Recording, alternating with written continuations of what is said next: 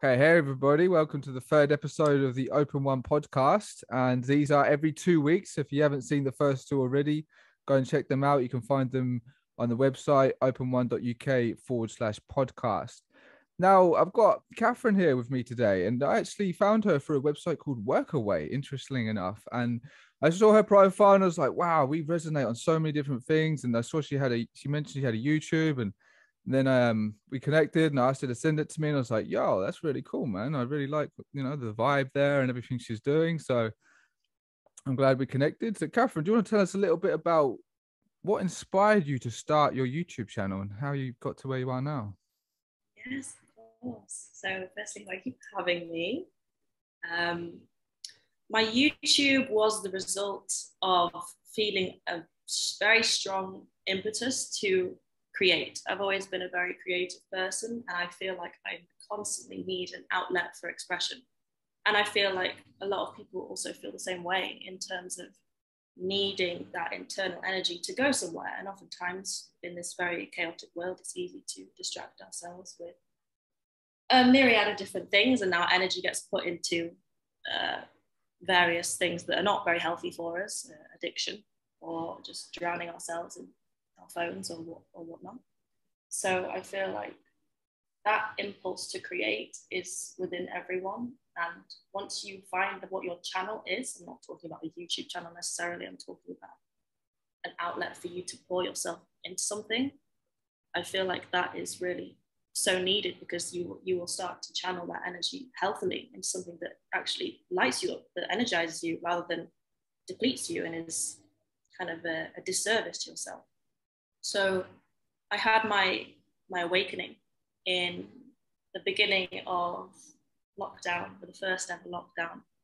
And I was living in Manchester alone. All my friends, because everyone was starting to freak out about this whole thing, all my friends went home, and I was living in the uni house that I was staying in on my own. And right. I just thought to myself, I could go home, but I just feel like this is a really important time for me to just be with myself and just go inwards and process things.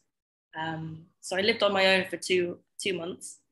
Pretty much the only people that I spoke to during that time was the people at the supermarket when I would go to get my food, or like some random people in the park when I'd sit on a bench. But it was a really introspective time for me, and it led to me starting my YouTube channel, because I thought, right, I just want to talk about these ideas that are coming to me, and I want to help people grow and kind of receive the insights that I've been gaining on my own spiritual journey. Because I know that awakening, I'm sure you resonate, it can be quite an isolating process, especially if you don't really have a lot of external guidance. It can feel very confusing. You can feel like, what the fuck is happening to my life and to the world?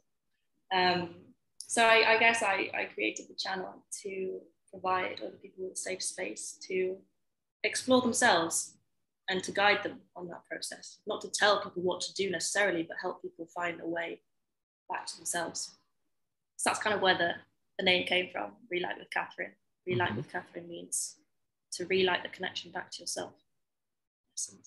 Awesome. And yeah, you had a nice one recently with a potato. I really liked that video. Oh, I'm glad. Yes, I was just kind of, I don't know what happened that day, but I was just looking at some potatoes and I was like, I'm going to film a video today using this as a prop. And that's usually how most of my ideas come to me. It's just like using random things in my life and then making it in a creative way. That's brilliant. And it's interesting you mentioned, you obviously spent those 2 months alone, and that's what sort of begun your awakening journey. Because this quote is, I don't know if I'm saying it exactly right, but it's just come up for me like a couple times recently. I never heard it before. And it says something like, all of mankind's problems stem from not being able to be alone in a room and sit quietly. You know the quote, yeah? Yes, I've heard that before. So you're like the perfect manifestation of what can happen when someone does that. Yes, absolutely. And I feel like it's hard. Well, I've been meditating at that point. I've been meditating for about 1.5 years, and I think if I hadn't had that skill, which is something that is continuously evolving. And if anyone is listening to this right now, if you take anything away from this, it's to start meditating, because this will, it genuinely will transform your life. But if you don't develop the capacity to watch your mind, then it's going to hurt you. It's going to burn you. And I want to, the core of my YouTube channel and my teachings is to help people detach from their mind, because that is the source of your problems, is this nattering monkey mind that will just not stop talking inside of your head. So yeah, I just think that if you want to be able to spend time alone, you've got to learn how to meditate. Well, it yeah, doesn't have to be like a little picture of a guru sat on top of a hill with their fingers, kind of like a mudra. It doesn't have to be like that. Yeah. And to imagine if you didn't have that foundation in place, like that year and a half there, you know, it might have been really quite challenging just to be like, boom, okay, now I'm completely on my own and I've got nothing built up there. What kind of meditation did you practice? So I really vividly remember the first time I meditated, and in the beginning it was really hard. I'm sure you meditate, right? Yes, I first started 10 years ago. Oh wow, okay, awesome. When you first start, your mind is just chattering constantly. There is no separation between you and your mind, and so it's kind of hard. It's very frustrating. I remember setting the timer for literally 2 minutes to meditate. And then I was the whole time I was just waiting for the timer to go off, because I just couldn't sit there in stillness. I was fidgeting. 2 minutes. Yeah, 2 minutes. And then I'm so glad that I kept on pushing through and actually dedicated myself to keep going and do it as an everyday practice. Now, these days I don't really have as much time to do it as often as I'd like to, but staying consistent in the beginning definitely helped me realize that this is a practice that I want to be etched into my life in any way, whenever I can, wherever I can. So do you know how long roughly you practiced every day for? In the beginning, I would do like a 10 minutes. And then I'd use an app called Insight Timer. Just to record how long I was meditating for. Otherwise, you could just sit there and just keep waiting for nothing, really. But so then you did 10 minutes a day for how long consistently? Because I can remember, like when I first started, I was just doing it like here and there, and it'd be really hard to focus or whatever. But then when I first discovered Vipassana, and I did that course, I don't know if you've heard of it, the 10-day course. Then I started silent meditation. Yeah, literally, you don't talk. There's no reading or writing. There is. And you see other people around and you can't speak to them. It looks like you're in a mental asylum, to be honest. It's quite an experience. So much tension in the air, just like, what are people thinking about? Yeah, it's like even just looking, making eye contact is like, is that too much, you know? Can I smile at someone? That's hilarious. Did you do a retreat?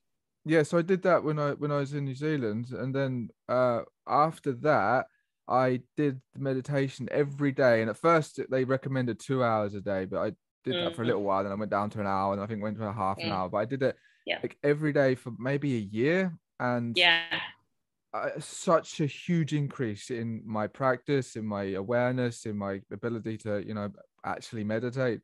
And then, like you mentioned, I sort of realized that, okay, maybe I don't need to do this every day for the rest of my life, but to do it every day for a good period of time definitely changed parts of my mind and developed parts of myself. So that's why I was curious, like, can you remember how long you did it for consistently? I'd say about a year as well. I think that the beginning is definitely the hardest, because if you're not used to motivating yourself to do something every single day, your ego literally resists that, because it's always had this self-image of, I'm not someone that meditates, I don't care about that kind of stuff. So if you shift into a new self-image where, I am someone that meditates now, I am someone that invests in my mental health in this way, your mind literally resists that. It doesn't want you to do that. So I feel like in the beginning it's hard, but then as you practice more and more, and as you just practice, noticing your breath and being in your environment, looking at the colors around you, it's literally a thing that I feel like you can constantly train yourself to be doing as often as possible. It doesn't have to be, oh, today I'm going to sit down for like an hour and do this. You can literally start to train yourself to introduce more presence wherever you are, whenever. It's ultimately in your hands. So yeah. And can you remember like how you found it, how you came across it? Do you know who Aaron Doughty is on YouTube? No, I don't actually. He's like Aaron who? Sorry? Aaron Doughty. Doughty, yeah, okay. He's kind of more of a manifestation YouTuber about kind of changing your identity. But I remember he would always say the top thing that changed my life more than anything else is meditating every day. And he would say, you stare at a candle flame in the morning for 5 minutes. And I never really tried the candle flame thing, but if you struggle with attention problems, then staring at a candle flame is apparently supposed to be really helpful. But yeah, I found it through him, and it is truly the thing that's changed my life more than anything else. You literally, on a biological level, you are calming down your nervous system. And in this world, there's so much external stimuli going on our phones, going outside, going in a city. There's so much stimuli that you need that time to activate your parasympathetic nervous system so that you actually remember what it's like to be relaxed. Because if we think about what we're naturally supposed to be doing out in the wilderness, we would just be spending time looking at the grass and just doing nothing. But now we're constantly stimulated all the time. So we need that. We need that time to replenish and rejuvenate ourselves, calm ourselves down. Absolutely. Yeah, would you say, because I like to think about, I know obviously a lot of people who follow my pages, they're activists and they're great at doing the external work and fighting back, but also I often say that it's all well and good to wake up, but then after that we need to evolve, right? So absolutely. what would be humanity evolving for you? What would that look like? It's a very deep question. I would say that people are very inspired by other people being who they are and being their authentic selves. And if you're not stepping up to the plate and bringing that to your contribution to the world, then I just want to remind anyone that's listening that the world needs you. The world needs you to show us yourself so that we can receive you and your gifts and your talents, because everyone has something that they are divinely destined to contribute to this world. It's again the video about that I made about potatoes. It's not strictly about potatoes, but it's essentially saying that everyone has unexpressed potential within them that can manifest in multiple different forms. The potato can become chips, mashed potato, jack potato. It's mind-boggling how many different types of potato dishes there are. And I kind of see humans in the same way, in that we can express ourselves in infinite different ways.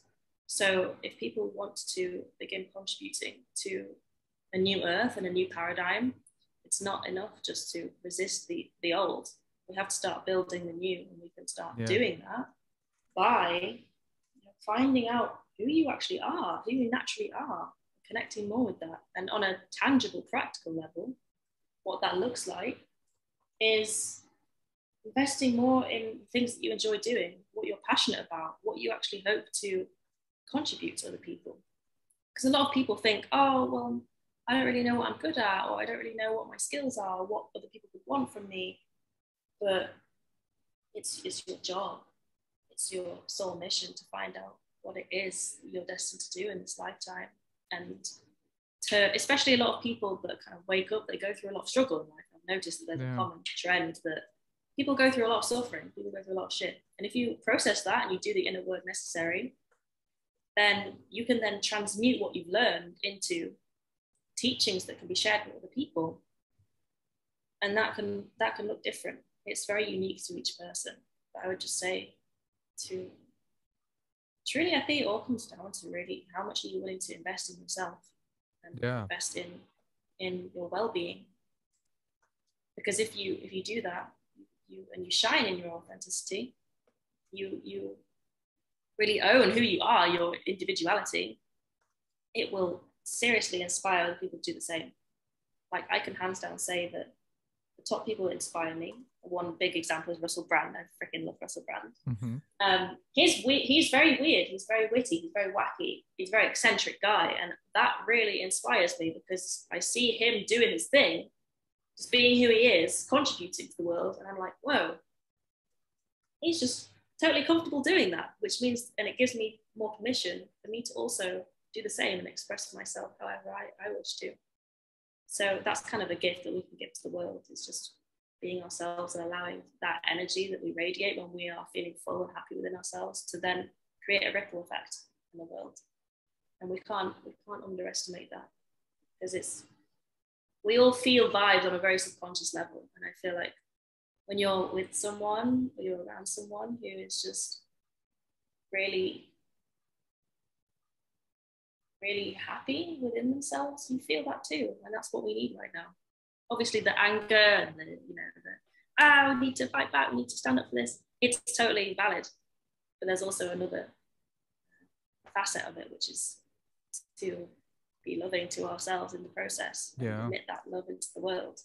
Not just in a kind of love and light everyone, peace everyone kind of way, but like in a tangible, practical way where we're embodying the change that we want to see in the world. And I think you touched on something quite important there, like how important the vibes are, and obviously the activism in itself, it is its own kind of vibe, but then some of the protests can be this really like high vibe event. And I remember actually, I think David Hawkins put it in one of his books somewhere about how, you know, obviously if anyone isn't aware of David Hawkins' work, he has this scale of consciousness, and he feels like the higher you are up at one scale, the more power you have. And I think about that scale all the time. So brilliant, isn't it? He's quite the genius. And the way he gets the kinesiology, I don't know, I can think that works for some people, but the muscle testing stuff, I think the man, he must have been very well trained in it, and a lot of it makes sense. And how that, because Gandhi's vibe, his consciousness was at such a higher level than the British Empire itself, that's he attributes that to how he gained, how he won, he was victorious in a peaceful revolution. So that's quite empowering, I'd like to say, because that shows that, okay, we do the nuts and bolts, the groundwork, we raise awareness and we do the protest, but if at the same time we're also building ourselves up, developing ourselves, growing, learning, evolving, raising our vibes, then we will be able to go above our enemies, if you like to call them, who must be operating at such a lower frequency. Yes, so absolutely. I feel like love conquers all. It really does. When I arrived at the protest, that was the only protest that I went to, but I went on my own because none of my friends were into that kind of thing. Now I knew no one would want to come with me. I was going to do this on my own, and I knew that I really wanted to go because at that point I was feeling super isolated. I was just thinking to myself, why is this happening? No one gives a shit. But then I met this lady on Telegram. She kind of ended up being like this kind of mother hen figure to me at the protest. She was like sheltering me from the police that were coming near us, and she was just such a warrior. I loved her. But I ended up meeting up with her through the help of Telegram. And the thing that instantly happened to me, I think I told you this when I arrived, and we finally found our way to all the groups, massive groups of people. I literally couldn't help myself. I just started crying because and I remember very vividly the thought that came to my head was, I didn't think this many people cared. And just to know, to have the presence of all these people there for the same reason, it was just an overwhelming feeling, like, relief, like, thank you God, that this actually matters, that this really does matter, and to see so many people collaborating, coming together for the same reason. And you could really feel it in the air. It in the air that people cared. And I remember it kind of looked like a stampede at one point, because we took a break. It came to a point in the process where no one really knew where they were going. It kind of was a jumble of things. And I remember I stopped stopped and I looked at the sea of people that looked like anchovies just kind of winding down the street. And this dude was stood next to me. And I remember he looked at me and he said, "You can't stop this. You cannot stop this. You cannot stop the people." And I was just like nodding to him slowly, like, yeah. It was really, really powerful. So I had a really lovely time that day. It was just a very pivotal point in which I realized that people actually do care. So we can't back down, really. No, absolutely. And I think part of why England's come out of COVID measures really quite quickly compared to a lot of other nations. Okay, it was really hard here for a long time, but yeah, we were one of the first that were in serious measures that came out of it. And I do think it is because of the millions of people that didn't comply and they took action and going to things like protests. And this is an interesting thing. I'd like to get your thoughts on this. I've pondered at length why, you know, certain countries had it different and certain and it's like the same playbook playing out, but some places went really harsh and kept it there and other places didn't seem as bad. But what do you think about nations having their own sort of collective consciousness that can pull in and push certain experiences on a collective level? What do you think about that? Definitely. Well, it's kind of based in the context of what's happened in that country beforehand that either makes people feel empowered or disempowered. So in the countries where people have previously in their history felt very disempowered and unable to overcome a very oppressive government, for example, they're probably going to feel demoralized, as if they feel like they have no power whatsoever. Like, for example, the Philippines, which is where my mum is from, they are really fucking strict. Oh, excuse my language. They are really, really strict. Brilliant. They are really, really strict. Like, you don't have a jab, you're not coming in. And so a lot of people there are just very complacent. They're very compliant. People wearing masks all over the place, and just no one really seems to be doing anything about it. And I feel like maybe that has something to do with the context of the Philippines in the past. Yeah, it's interesting because England did really go very hard on the restrictions in the first place. And the reason I went to go traveling and left Mexico, which was the only place that was open at the time, is because I was like, I can't be here anymore. I can't walk around and everyone's kind of looking like zombies, and it doesn't really seem to be. You could just feel in the air there's just this kind of depressing feeling, and so I had to get away for a little bit. And a lot of people, for example, there's an Awaken Travel group on Facebook. Have you heard of that? No, I don't think I have, actually. It's just like Facebook took one of them down already. I need to get on Telegram. Yeah, I know. But in that group, a lot of people were kind of frantic. At that time, people were frantically typing in like, "Guys, I need to get out of my country. I don't want to be here anymore." And I was one of those people that was just like, I don't want to be here anymore. I need to get away. And a lot of people kind of responded to that saying, "No, you think you should stand ground in your own country and fight back." And I would be interested to know your thoughts on that, actually. If you think, it's better to regroup yourself and get away for a little bit, to take that time for self-care, or is it a time where we do need to settle down, come back to our roots and really fight for things?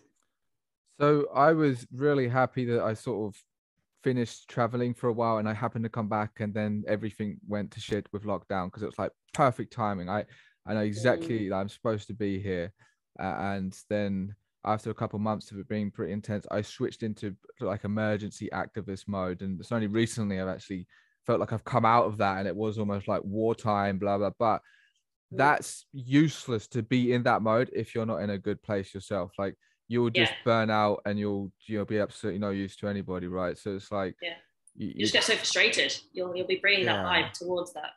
Exactly. Yeah, that's a good point. You'll be bringing your vibe into the work, and it won't be sufficient, as opposed to, and eventually you probably would just burn out and go mad. Or yeah. So insane. if you take the time regroup your energies, and then come back. And because I think it would be that could be the escapist thing of just trying to run away and somewhere in the world, but it is a global thing. This phenomena we're going through, the bad guys, if you like, I don't think they really look at nations. It's just this overriding global cabal, but it's obviously different in different nations. And personally, I was in my element. I was absolutely like, this is just why I need to be here.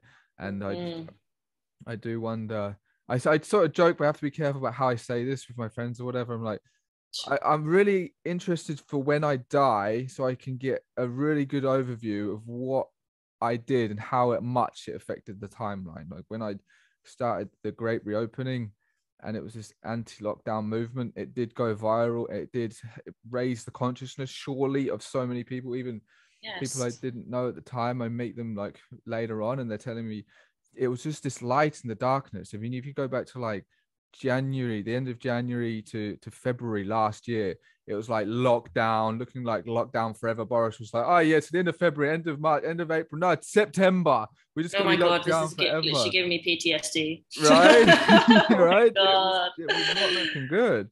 Yeah. To have this movement come out of nowhere, because it did come out of fucking nowhere, and holy shit, it took my entire life by storm, and this gave so many people again some hope, but also action that they could take. We were going to get the businesses open, and if anyone wanted to do something, they could just ring up their local businesses or put a flyer through or whatever. And it was incredible. We had a whole army of freedom fighters, and I found myself, I had like 50 admins, and I was like, holy shit, I'm just suddenly the entire army. Yeah.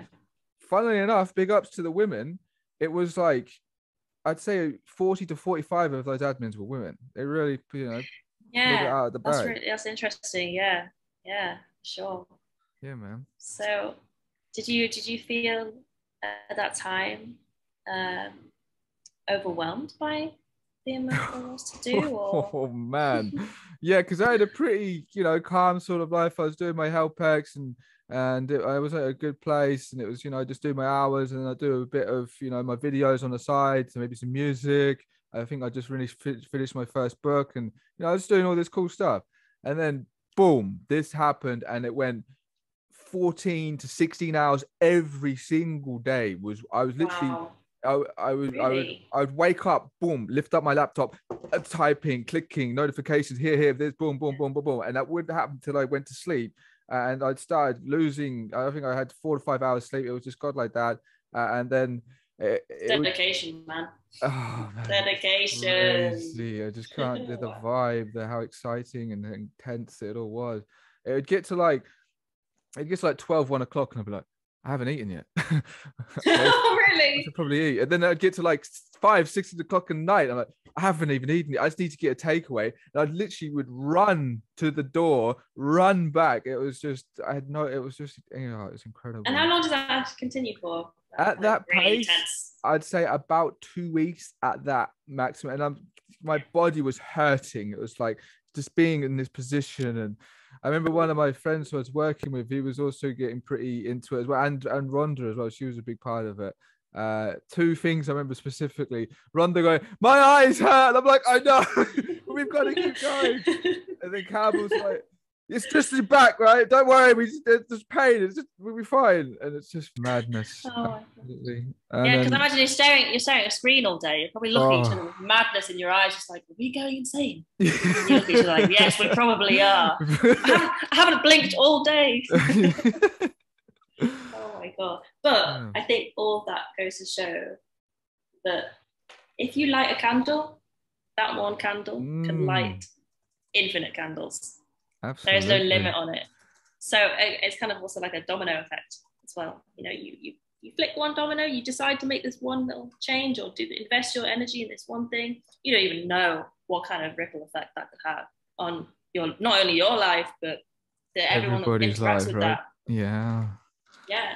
So I think people really need to be reminded of just how powerful they can be. A lot of people don't really feel, I sense this, that they don't really feel powerful inside. They don't really feel powerful enough to enact change in their own lives. But you can radically change the trajectory of your life even by one simple decision. Like when I decided I'm going to go to Mexico, I'm going to go traveling, that was like the very first decision, albeit it was a big decision, but that was the very first decision that set me on a track to really embrace a life outside of this system. And now it's like my lifestyle now. So yeah, I just think people need reminding that they are so much more powerful than we've been conditioned to believe, because they don't want you to feel powerful. They don't want you to feel like you actually have the capacity to shake things up in your life and do something radically different, which is why people end up on the treadmill of the 9 to 5, living in a job that you're not really satisfied with, because people don't feel like they have the power to choose something different. You absolutely do. There is literally infinite parallel realities that exist outside of your current situation. And when you really realize this, you'll see that there's potential everywhere. There's potential everywhere and opportunity everywhere. There truly is. You just have to be willing to invest in it, with not just financially necessarily, but just energetically. Because where energy is your currency, I heard this somewhere. Where you decide to put your attention and your energy, you're investing in that thing. So if we want to create a new paradigm, we have to be investing our energy in alternative ways of living, alternative ways of being. And so did you want to talk a little bit like the kind of lifestyle you have? Because I know we were talking about work away and I mentioned HelpX. Like a lot of people won't even know what the hell we're talking about. This is totally not sponsored by work.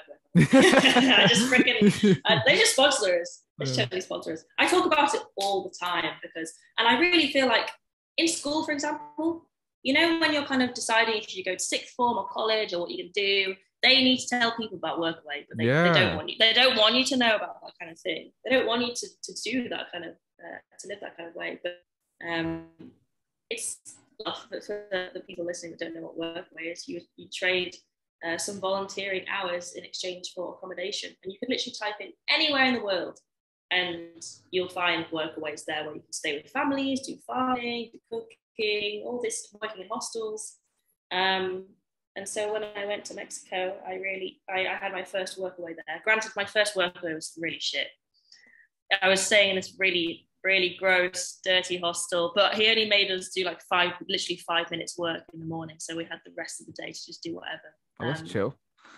Yeah, it was really chill. I kind of felt like I was staying there for free, so I can't really complain. But that was like my first venture into the world of workaway.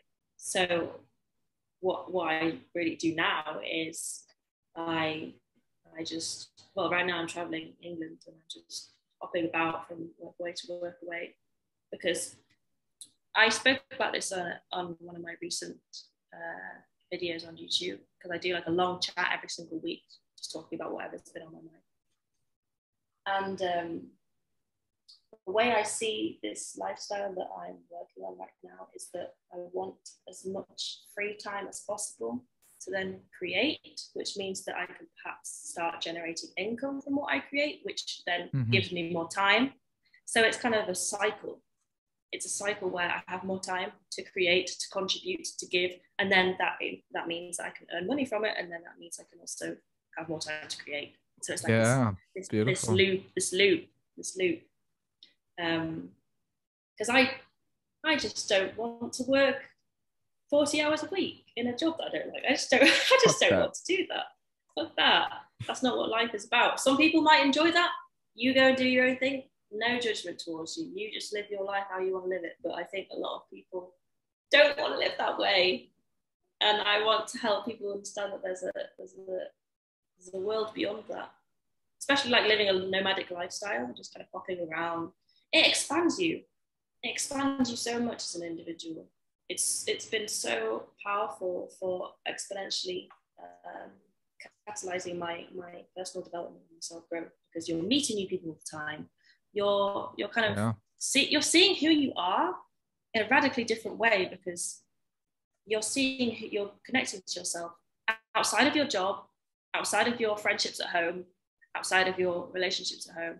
You're seeing who you are, operating in the world, just being you and going to different places. And I think that's a real way to create intimacy with yourself, to really get to know and understand yourself. That's amazing. Could you just, what was it? exponentially catalyzed your evolution. Was that was awesome. I Yeah, love that. yeah. So, oh, thank you. I love speaking. I love the English language. I think it's pretty great. There's a lot of different things that in the English language that you can't say in other languages because there's so many different words to use. But yeah, I think it's something that will really help you to get out of your comfort zone. And once you get out of your initial comfort zone, that's kind of the hardest part. It's like with the meditations. The hardest part is the beginning. It's going beyond your current boundaries. And then once you start doing that, step by step, you'll see, oh, wait, actually, the things that I feared going wrong haven't happened. That gives me permission to be less scared about what might happen in the future. So right now, like when I'm going to different places, I don't know where I'm going to be in 2 weeks. I don't know where I'm going to be in a month. Yeah. But I'm totally okay with that uncertainty because this is the lifestyle that I've committed to where I want uncertainty. Uncertainty is something that you have to become accustomed to in life because you can't control what's going to happen.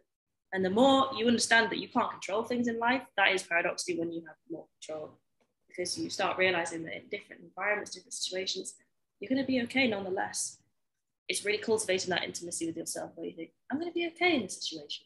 I'm going to be okay if that thing happens. Working on that sense of okayness, regardless of where you are or what you're doing or who you're with. And so that's essentially, that's talking about faith there. And that's, is that something you've sort of had to develop? Have you always sort of been a spiritual person? I know you mentioned meditation was something you were doing before you woke up for 1.5 years, but how about prior to that? I think I've always been very interested in personal growth since I was young. I always felt like I just wanted to understand why I am the way I am and why the world is the way it is. I didn't used to believe in God. I used to say I was probably agnostic, but I do believe that there is a divine higher force that is guiding each and every one of us. Whether you want to turn yourself towards that or you want to turn yourself away from that, there is still some supportive force that is there for you. You just can choose to be blind to it or not. So, for example, when coincidences start happening, I say that in quotation marks, coincidences, when they start happening in your life, you could just pass them off as being, this is a random occurrence and it doesn't really mean anything. Or you could really see, oh, wow, maybe this has happened for a reason. Maybe this is helping me align to the timeline that I'm supposed to be on, and see it as a cosmically significant thing. You could see it as a very mundane, standard thing, or you could see that it's a very beautiful cosmic thing. And I would rather see it as the latter, because that helps me to feel supported by something. So what do you think it was that sort of switched you over from being an agnostic to actually thinking that there is an actual God, entity, being, creator thing? Well, I think it's meditation. Yeah? Yeah, because you start going past your screen of thoughts that your monkey mind is saying all the time. Start going beyond your feelings. So you kind of go through this process of, well, if I'm not my mind, then I must be my feelings. But if I'm not my feelings as well, then who am I? What is the essence that I am?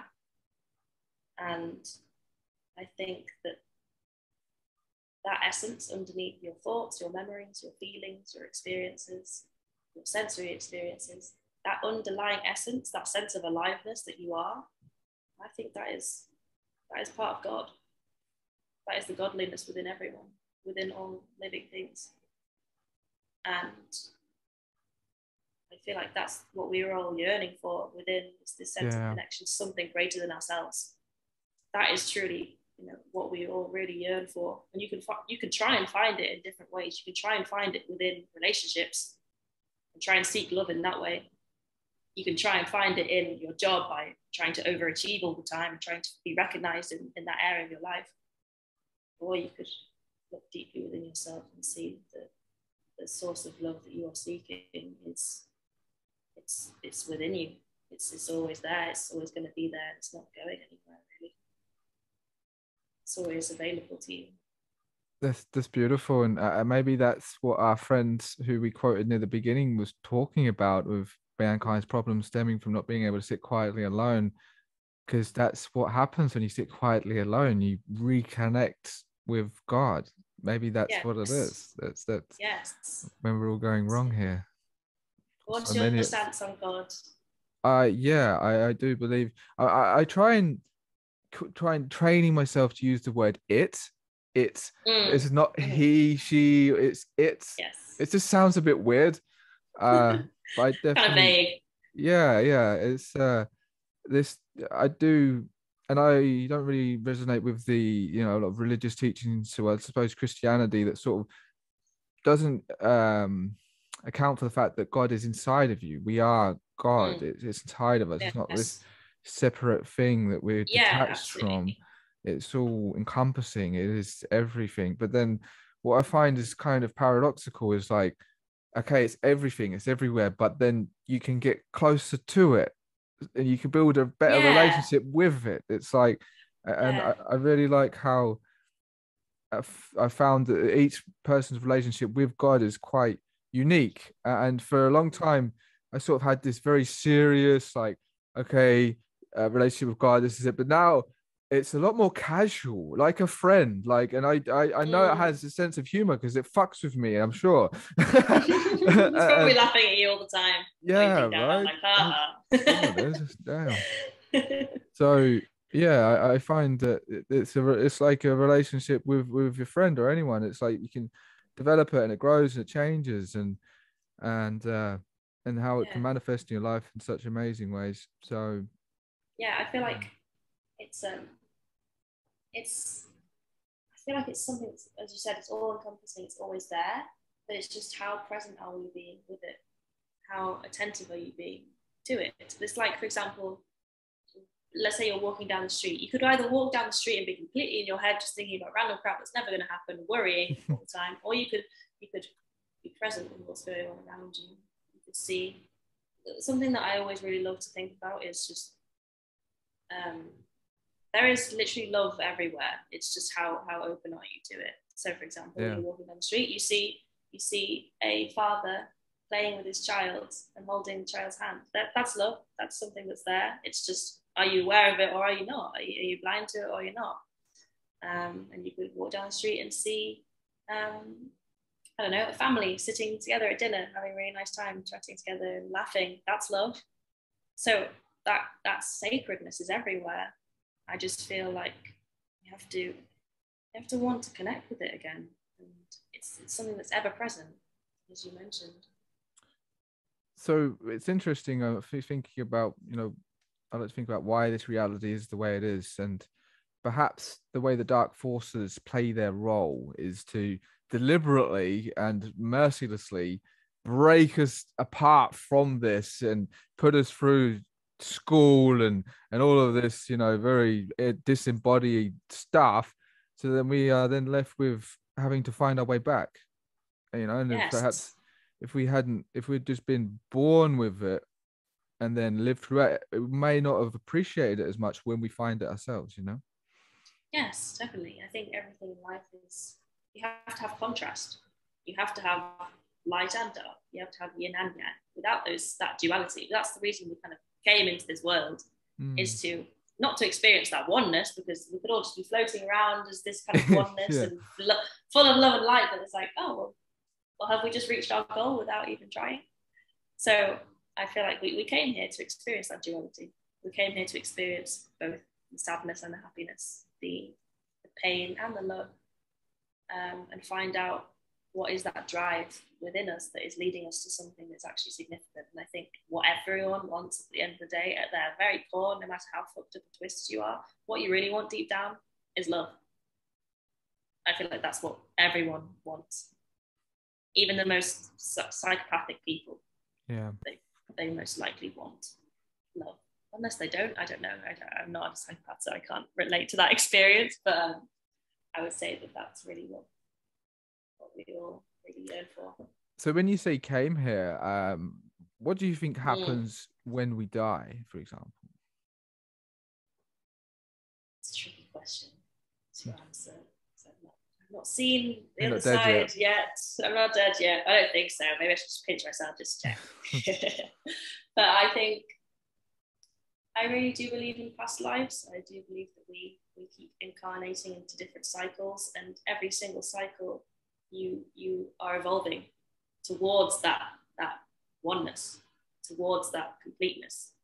So when I say, you came here, I do really feel like there is kind of like a mission etched into your soul, something that's woven into your soul for you to evolve. Like, we are here to expand. It's not necessarily about we are here to experience more love and more fun. That's a part of it, but I feel like ultimately we're here to expand. And sometimes that expansion requires that you go through painful things. You go through that darkness. And we have to honor that as well. We have to integrate that part as well, instead of striving towards things being good and loving and happy all the time. That's just not possible. Yeah, shadow work. Such is life. Yeah, such is life. We have to go through tragedy sometimes, and we have to go through sadness and pain. But the best thing you can do in those situations is start being more attentive to the higher purpose of that. And if you reframe it, for example, it's saying, my soul chose for this to happen because there is a higher lesson that I'm destined to learn. That's how you can start to kind of dig your way out and claw your way out. Because then you stop seeing your pain as being futile. You stop being this kind of victim mentality where you think, why does this have to happen to me? Because you start really seeing that maybe there's a reason behind all of this happening. Maybe I can't understand it quite right now, especially when you're like crying on your sofa and you're thinking about how miserable you are. But I feel like, again, it's kind of connecting to that thing that's higher than your personal self, connecting to something that's greater than the sum of all your personal fears, worries, and concerns, and seeing that maybe there's something more to this. Maybe there's something that I'm yet to learn from this. And usually that's always the case. We become more evolved individuals because of the pain we go through. Sure. Yeah, it's like, I'm just reminded of that scene in The Matrix. You've seen The Matrix, right? Yes. Just the first one. Just the first one. Oh, I love it. I know. I'm obsessed with that series. Do you think I should watch it all? Is it worth it? Because the new one just came out, right? Yeah, I actually recommend all of them. A lot of people, like, the first one is by far the best, but I really like all of them because they all have, such wisdom. And I'm not gonna lie, the latest one is, it's a different kettle of fish to the first three. It's kind of like the Shrek films. By the time we got to Shrek the fourth, it's kind of like, no, this isn't great anymore. It's kind of shit now. Yeah. But the first three are great. But this scene, it's so Agent Smith, if I remember rightly, he's talking to Morpheus, who's sitting on his chair, and he's saying about how human beings define their reality or their life by misery and suffering. And it's really like, whoa, dude, but actually maybe he's got a point. And he gave this beautiful analogy of how they designed this first Matrix and everything was perfect, and it was just, everyone had everything they ever could want all the time, and then it failed. And it's like, maybe that's why the Matrix is set up the way it is, because it wouldn't be quite the same. No, I don't think it would be. I mean, if Utopia was just handed to you on a silver plate, would you want it right now? Like, if I asked you right now, if you could have everything you always wanted, just hand it to you right now. All the money, all the I don't know, success. Would you want that right now? Fascinating. Truly. Maybe at least part of it, because then I could really. No, you can't do that. It's all or nothing. I'm thinking, like, if I could have like Bill Gates level money, what I could do with the okay, that's a different question. Yeah, that's different. Yeah. But then if everything's I'm talking about your personal desires, not necessarily desires that are kind of for contributing towards greater humanity, but like your personal desires, like. But they are my really personal desires. Really nice. Yeah. No. No. Okay. Okay. I see your point. Yeah. But yeah, I think if I got handed all the riches that I wanted, I'd put it into creating a new paradigm. But if it's already all created, it's already all done, then what? You just go to the beach for the rest of your life. Yeah, exactly. Well, thing is, before we kind of evolved into the humans that we are today, all we were doing was walking around in nature and just living a really chill lifestyle, and then it all got really complicated because people started to realize what they could do with power. I feel. Yeah. People started to misdirect their power. Yeah, if utopia was right through the next door you walked through, would you really want it? Fascinating. I wonder if toward like in the future of humanity, I don't know if it'll be in our lifetimes or whatever, but there's a talk about a golden age or something far better than this one at least. I wonder if that's sort of where we're headed. I do like to just, ponder a little bit about the future of humanity and this system around us. It seems to be maintaining itself but also destroying itself at the same time. So then it's like building alternatives, and are things like Workaway or HelpX, these outside of the system ways of living, is that like the beginning stages? I mean, a lot of people that I speak to, I mean, the idea of going off grid, I've lived at off grid places, I've bathed in streams and everything. I've gone without electricity. Really? Yeah, it was good experience to have. But I almost feel it's like doing ourselves a bit of a disservice to like totally throw out all of this technological advancement that we have and just completely go back to no electricity and all stuff like that. But the idea of going off grid but then taking some of that technology with you seems quite appealing. Yeah, definitely. I feel like that's what we need right now, is kind of taking what serves us, leaving behind all the shit that doesn't really. And perhaps that's, if more people could come, because I've been doing since like 2016, it has actually been a way of life for me, is HelpX, and I couldn't imagine ever going back. I could imagine living a life where I'm completely living off of my projects and the other things I'm doing that I really love, but like the same terminology we use, the matrix job, that oh man, I could just never do it. And so I just really don't want that at all anymore. I'm going to do whatever I can in my means to not return back to that. Not because I necessarily hated it. It wasn't like, oh my god, I'm waking up every day just like fucking kill me, I don't want to go to work. But I just see that life's pretty short. Like the lifespan you have on this earth as you is quite limited. So move towards what helps you utilize that time more wisely. Yeah. Because you don't want to get to your older ages and think, oh my god, what have I done? What have I done? I've just gone to work 8 hours a day, then gone home, put a meal in the microwave, then gone to sleep and done the same thing over and over again for years and years and years. And that's not what life's about, in my opinion. No, man. And perhaps that's how if enough people consciously choose now to like follow their path of a heart and follow their higher calling, what it is they're really, really meant to do, then naturally we might just see greater shifts in this world without actually having to destroy a lot of things in the process. They might just naturally sort of change over time. That'd be nice. It's a nice thought. Yeah. Have you read the Celestine Prophecy? Oh, a long time ago. I can't remember a lot of. I know you've got the 9 or so. What are they called again? Manuscripts or something. There's a manuscript. Oh, Insight. The 9 Insights. That's it. Yeah. Yes. Why did you bring it up? Because I just recently read it, and it's very relevant to what's going on right now.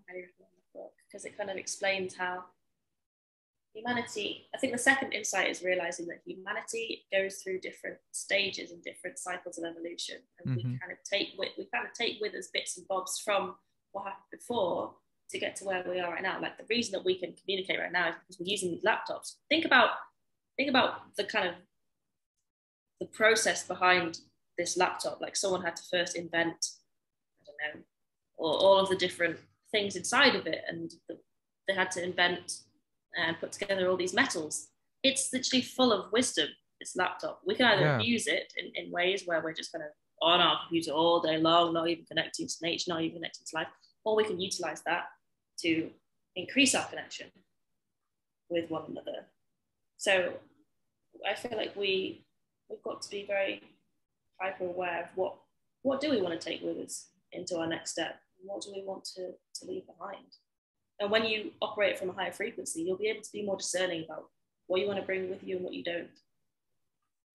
And that, for example, a really good example is with social media platforms. It's kind of taking our energy away from very destructive social media platforms like Facebook, that's constantly censoring things all the time, and putting our energy into ones that are more conducive to the kind of connection and freedom of speech that we want to have in the new earth. I think there's probably lots of people working right now on new social media platforms where you can just say what you feel and nothing will get censored. I'm not so sure of them right now, but some really good ones. It's like Odyssey or BrandNewTube or Gab's a really good one. Telegram's sort of a bit of a half breed. They stay pretty good for censorship free, but then there are things they do take down, and they seem beholden to certain entities. I don't know if it's because they're that big or the App Store, but Gab literally has all of its own servers. It's more of an American platform. It's sort of a combination of Facebook and Twitter. It's quite popular in America though, but the owner has gone through hell. They literally ostracized him. They shut down his bank accounts and PayPal's and stuff like that, and you can only buy like a membership with Bitcoin, but it does have a good few million members on it. But that is he had his, like, if I remember rightly, he had servers registered. I don't know what the server provider was, but that got taken down. So he had to build his own infrastructure to have it set up like that. Then there is also, which is just launched in the United States, and it is backed by Trump. So make what you will of that. But Truth Social, I was going to mention that. What's it called? Truth Social. Okay, that's an interesting name. It is, and you retruth. But it's out now. It's out, but only for Americans, North Americans. Well, it's like a retweet, but it's retruth. Retruth. That's pretty fucking cool. I've got to say. Well, I think that is really cool, but it could also kind of, I feel like that could be kind of utilized so that we kind of get a distorted. If it goes tits up, I think that could kind of give us a distorted meaning of what truth is. You take the word people truth. have different. Yeah, kind of distort. Well, that's how they get to us, is the Kabbalah, is by distorting the language that we use and kind of imprinting certain meanings with the language. Yeah. Like, stay safe, we're trying to keep you safe, everyone. So then we kind of associate safety with all this crap that's going on. So they kind of manipulate using language. So you've got to, again, that's something else you want to be very aware of and kind of see past that. See past that manipulation. I actually think the same thing for the shape triangle, because people now, so many people in the awakened movement, they see a triangle and they just think Illuminati, bad guys. But what about maybe the triangle's just a really powerful shape, and the bad guys realize this, and part of why their plan was to scare people away from using it. Yeah, just like if they use it, maybe it's because it's got power, but then if they show that they're using it, they know that people won't use it because they see the bad guys using it. It's like, it's a bad shape. No, it's just a shape. It's just a shape. And I feel like it's about the meanings that we're giving to things, and not feeding into the kind of negative meanings that are etched into the collective consciousness. Like, for example, superstitions and saying things are bad luck. If you agree to that belief, then it's going to energize it. It's going to amplify it. So if you step on 3 drains and you think, something bad's going to happen to me, you're amplifying the probability of that purely by your belief. So I think it's kind of, we have to tread very carefully, not on a literal level, but tread very carefully about what kinds of beliefs we are agreeing to. Absolutely. And they know that our enemies, we call them our enemies, they know the power of our mind, so they will definitely utilize that against us. But also, as you mentioned the Celestine prophecy, there's a big part of that focused around psychic powers, right? And like seeing the aura and energies of people and things. I find that really fascinating. I think that is something that we may have lost, or we are part of our next steps of evolution is to regain parts of Yes. you know, like psychic abilities. There's Absolutely.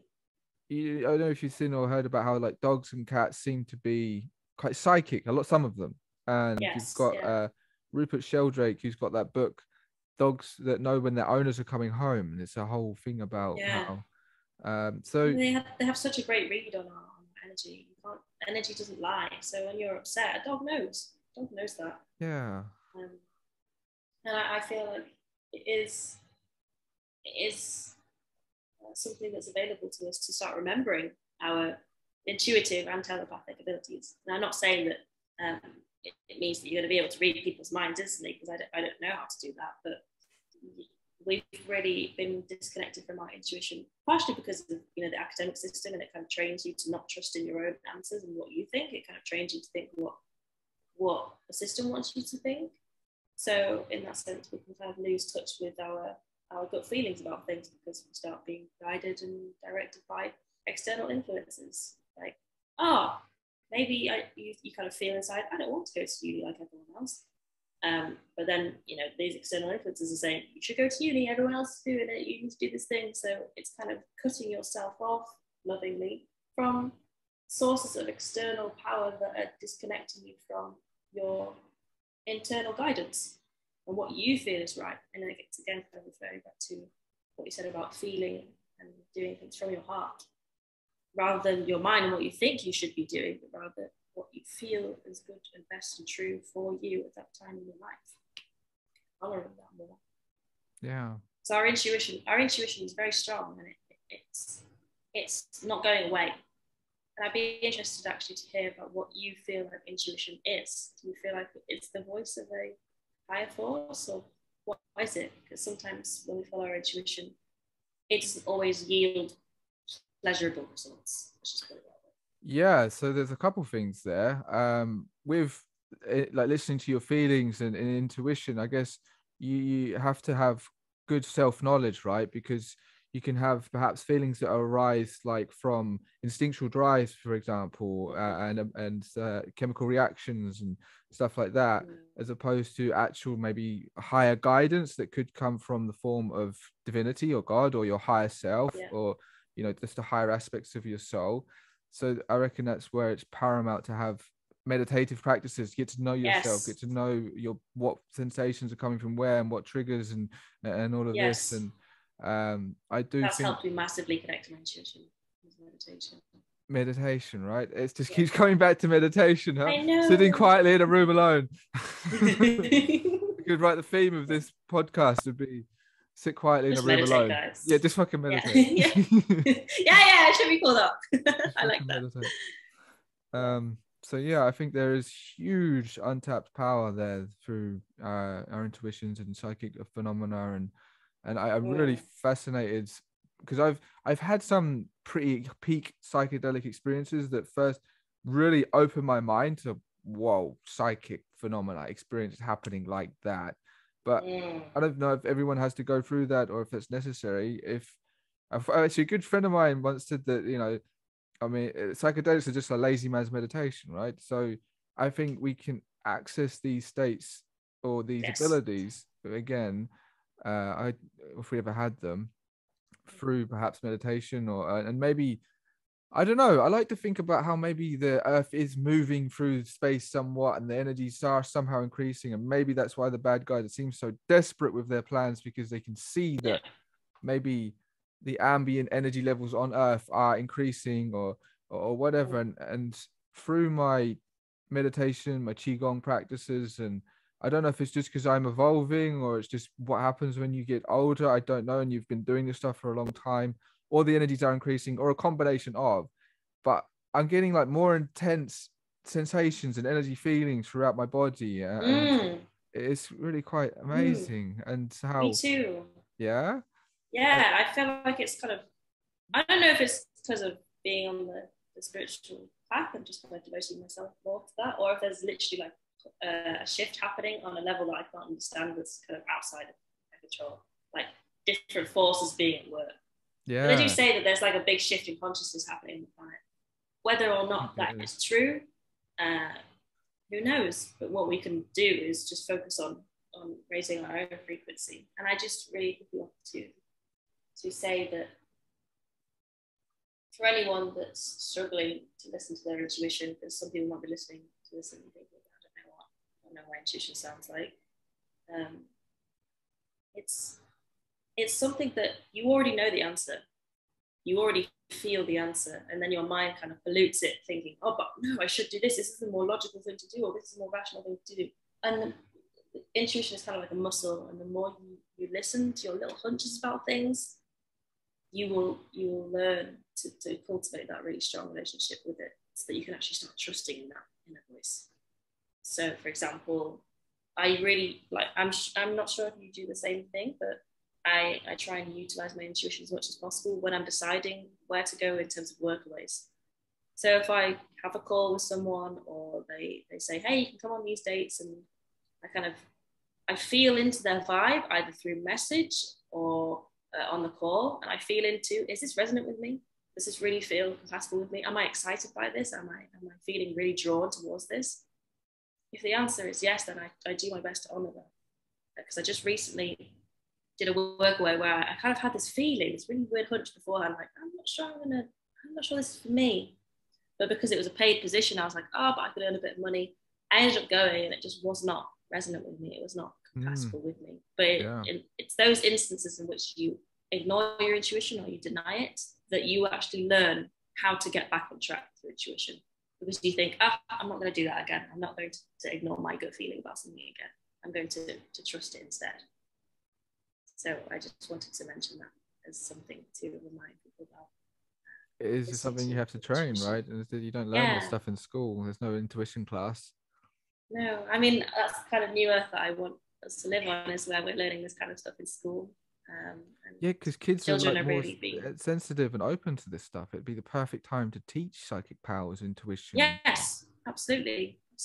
Yeah, because at that point they're not really conditioned to suppress their own inner voice, and they're not conditioned to just be really practical and logical and pragmatic about everything, which is kind of that rigid pressure that I feel like the world and society wants us to conform to, is this kind of sense of you have to do things a certain way, you have to do this, you have to lead this kind of life, and it's all very rigid. I'm all for just being a lot more flexible and fluid, a lot more natural, just trying to lead a life that just feels more natural to who you are, what your heart wants. Beautiful. Well, Kathryn, it's been a pleasure talking to you. I feel so at peace right now, and I'm sure everyone else who's listened to this at this point, they must feel the same. So yeah, thank you so much for having me. I really appreciate it. Pleasure. Is there anything else you'd like to share with anyone, Mars, before we finish? I'll just say,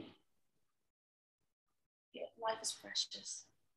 Life is precious. Not to get too deep, too cheesy, everyone, but life is precious. So you can either spend your life being mean to yourself and doubting yourself all the time, or you could spend your life trying to do that other option, which is to invest in yourself and actually care about yourself and believe that you matter and that your voice matters. That's the kind of empowerment that will eventually lead to people becoming influential in the world, is believing that they actually matter. Yeah. Their voice matters, their essence matters. Not what you do or what you have or what you achieve, but who you are. Your vibe. The energy that you emit. Yeah, your vibes. Your vibes matter. Awesome. And so if people would like to get in touch with you or find more of your work, where can they find you? So you can find my YouTube channel. It's called Relight with Kathryn. And then my Instagram is also at Relight with Kathryn as well. I don't do stuff like TikTok. I don't do stuff like that. And I also have a website, relightwithkathryn.co.uk. So it's all just Relight with Kathryn. Awesome. Well, thanks, Kathryn. It's been an absolute pleasure. Yeah, thank you so much.